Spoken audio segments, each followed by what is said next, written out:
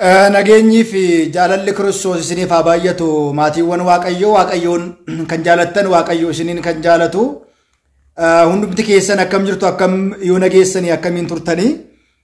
Guyyaa har'aatiin kan nu ga'e Waaqni keenya galanni ulfina teessoo isaa Ariyaam irratti isaaf haa ta'u.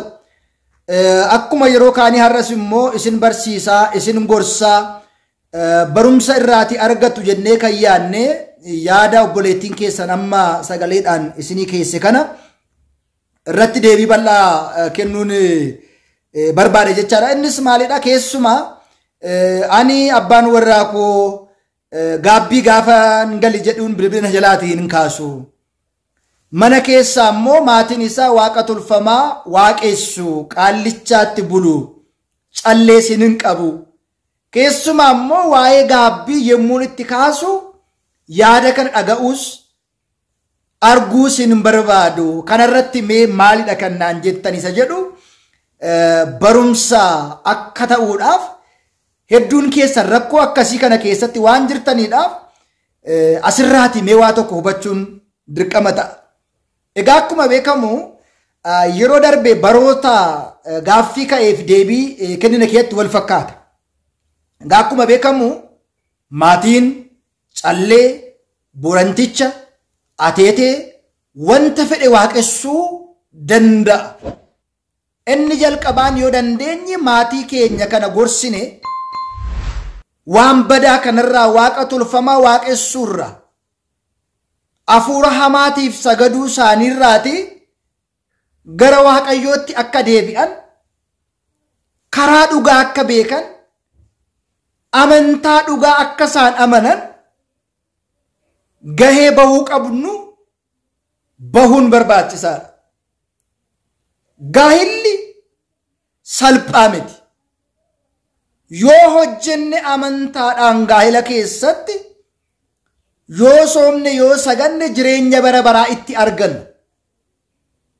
Kana hin ta'u taanaan biyya lafaa irratti si'ool, samii irratti si'ool bara baraa keessatti ittiin gubanna jecha. Kanaaf ammas gaahila keenya biyya lafaa dursuu kan qabu amantaa keenya kanan siin jedheef isa kanadha. Warri hin amanne warra amane waliitiin walitti dhufeenya maalii qabu?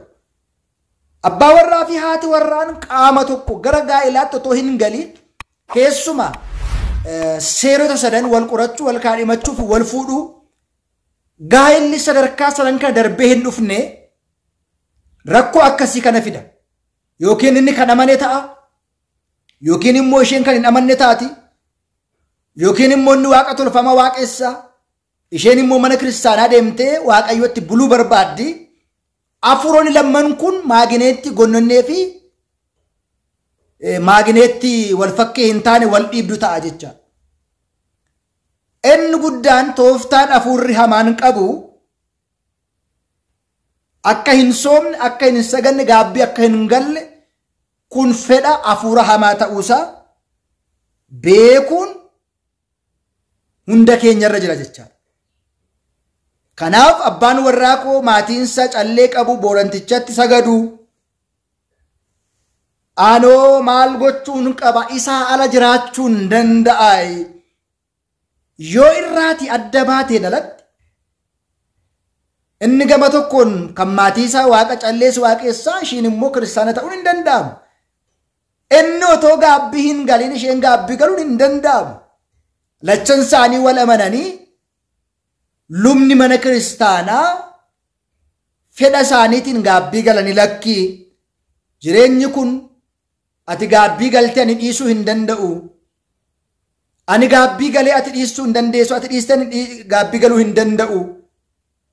Wangeela Maatiyoos boqonnaa 19 irratti abbaa warraa fi haati warraan qaama tokko, sichi isaan lama miti jedha. Garaagartummaan immoo mana tokko keessatti hin barbaachisu. Kootu gaabbii galii, gaabbii gallee jireenya keenya itti fufna. Hiriyoota itti dhiyaatanii gorsuun dirqama ta'a jechaadha mucaa kana. Hiriyootaan gorsisuun dirqama ta'a. Maatiin gorsisuun dirqama ta'a. Itti aanee hiriyoota biraas jaarsa biraa dabalatanii gorsuun dirqama ta'a. Inni sadaffaan mana kiristaanaa lubootaan gorsisuun dirqama ta'a. Inni arfaffaan mana amantaatti himuun dirqama ta'a. Yoo kanarraa hin deebine garuu ammas gaa'illi keenya amantaa keenya nuuf hin caalu. Gaa'ila koo amantaa koo abbaan warraa hin qabayne haati warraan amantaa koo hin qabayne funyaan kootiin haa ba'u jechuu qabu. Namni foonsaa dursisiisuu hin qabu lubbuusaa dursuu qaba. Namni foonsaa miti lubbuusaa oolfachuu qaba. Fayyuu qaba. Obboleessa ishii kana yoo dandeesse gorsitee barsiistee karaa dhugaa gara gaabbii gara jireenyaatti deebisuu foon gooftaa dhiiga gooftaa akka fudhatu gochuudha. Kana gochuuf immoo gatii baay'ee nama dadhabsiisuu danda'a. Gatii baay'ee nama kaffalchiisuu danda'a. Amma sadarkaa gaa'ila jigsuutti ga'uu deemuu danda'a. Otoo abdii hin kutin gorsisiisuu, gorsuu barsiisuudha. Abboolii dabalatanii gorsuudha. Mana kiristaanaatti himanii gorsuudha. Kana dhaga'uu yoo baate anaa fi gaa'illi koo amantaa koo hin caalu. Jireenyi koo biyya lafaa amantaa koo naaf hin caalu. Waaqayyootiin naaf hin caalu. Maaliif? Kan na jiraachisu, kan na eebbisu, kan na eegu, waan hundumaa kan na dabarsu Waaqayyo waan ta'eedhaaf. Gaa'illi Waaqayyoon hin qabne immoo jireenya miti. Gaa'illi safuu Waaqayyoo hin qabne immoo jireenya miti. Mana tokko keessatti abbaan mana kanaa Kiristoos akka ta'e, abbaan warraa mataan haadha warraa abbaa warraa akka ta'e, mataan guutuu mana kanaa immoo Kiristoos akka ta'e kun dirqama. Kaleessa waan bade harree ganama badde kurkuriin hin galchuu jedha. Kana jechuun jalqaba gaa'ila hundeessuun dura nama akkamii faana gaa'ila hundeessuu qabna kana qorachuudha. Amma gaa'illi bara kanaa hoyiidhaan alatti dhuma. Uffata walii ilaallaa, dubbii walii ilaallaa, aaktii walii ilaallaa, qabeenya walii ilaallaa, waa'een amantaa hin ka'u.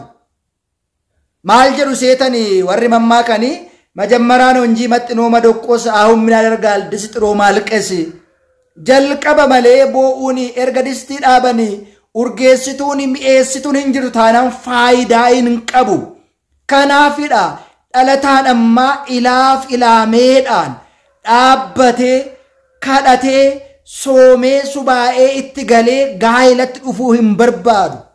Utaalee akkuma nama mana farsoo seenu, akkuma nama mana dhugaatii seenu, akkuma nama mana sirbaa deemu utaalee keessa seenuu malee gaa'ilaan maal argadha? Maaltu natti hir'ata? Gaa'ila keessatti immoo rakkoon na quunnamu maal ta'uu danda'a?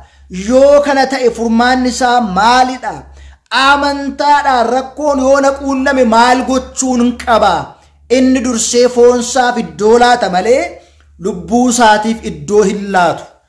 Warri foon isaaniitiif dursanii iddoo laatan bifa laalu, qabeenya laalu, miidhagina laalu, hidda duubaa qoratu. Rakkoon gaa'ilaa isa kana ilaalamuu kan qabu sanyii isaa otoo hin ta'in, bareedina isaa otoo hin ta'in, qabeenya isaa otoo hin ta'in, beekumsa isaa otoo hin ta'in, inni guddaan kan laalamu kirri inni hidhatedha. Hin soomaa, hin sagadaa, kiristaanadha, naaf ta'a kan jedhu beekne dura gaa'ila sadarkaa sadii kee darbee hundaa'utu gaa'ila Kiristoos eebbise ta'a malee inni alumaan walitti deeman, inni alumaan xumuran, inni alumaan maatii malees walii galamu kun rakkoo akkasii fidaa. Yoo danda'ame deddeebi'amee haa gorfamu. Deddeebi'amee gorfamee deebi'uu yoo baate gaa'illi kee lubbuu keessiif hin caalu. Murtoon kee inni dhumaan gaa'ilicha dhiistee Kiristoos duukaa bu'uudha. Inni biraan immoo warra waaqa tolfamaa qaalluutti bulu seexana gabbaru harkaa fuunee nyaachuunis mataan isaayyuu rakkoodha. Xaawotiidhaaf qalma qalame nyaachuun mataansaa xaawotiitti buluudha. Fakkaatanii buluun immoo hin barbaachisu. Kiristaanummaan keenya otoo nutti dhaga'amu dhokannee kan jiraannu. Soomuu otoo feenuu dhokannee kan jiraannu. Of dhoksinee kan jiraannu kiristaanummaan of dhoksinee fakkaannee buluu otoo hin ta'in taanee argamnee rakkoo nurra ga'u sana qooddannee jiraachuudhaaf deddeebi'uudha malee kiristaanummaa isa fakkaatanii bulan. Kiristaanummaa foon keenyaaf taanaan lubbuutti rakkoo hin qabu. Boran gaabbii galaa. boriftaan dhiisuu danda'u waaqa tolfamaa dhaabuu danda'uun hin barbaachisu. Kanaaf kana keessatti kutannoo fi mudannoon baay'ee barbaachisa. Kutannoodhaan ka'uudha bakka. Yoo naa ta'uu baate gaa'ila koo Kiristoos naaf hin caalu. Ammas gaa'illi koo Kiristoos hin caalu. Qabeenyi koo Kiristoos naaf hin caalu. Fayyaan koo Kiristoos naaf hin caalu. Maaliif isa kan na jiraachise, isa kan na uume, isa waaqni koo, isa tikseen koo. Kanaaf egaa nuti yeroo baay'ee beenyaa, dantaa, faayidaa xiqqoo argannaan nuuf milkoofnaan kaan irratti dhimma hin qabnu. Namni baay'een kanaan bade. Yeroo gaa'ilaan walitti dhufan gaaffii gaa'ilaa walii dhiyeessan rakkoon qabu amantaa keenan ta'a tolenaaf jedhi jechuudhaan yeroo baay'ee gaafa haasa'amu namoota baay'ee dhaga'aa jirra jecha. Kun immoo barbaachisaa akka hin taane beekuun barbaachisaadha. Buleettiin keenya kanarraati barumsa guddaa akka barattuu fi hubannoo sirraa akka argattu abdii guddaan qaba. Gama koon galatoomaa jechuun barbaada. Nagaan tura.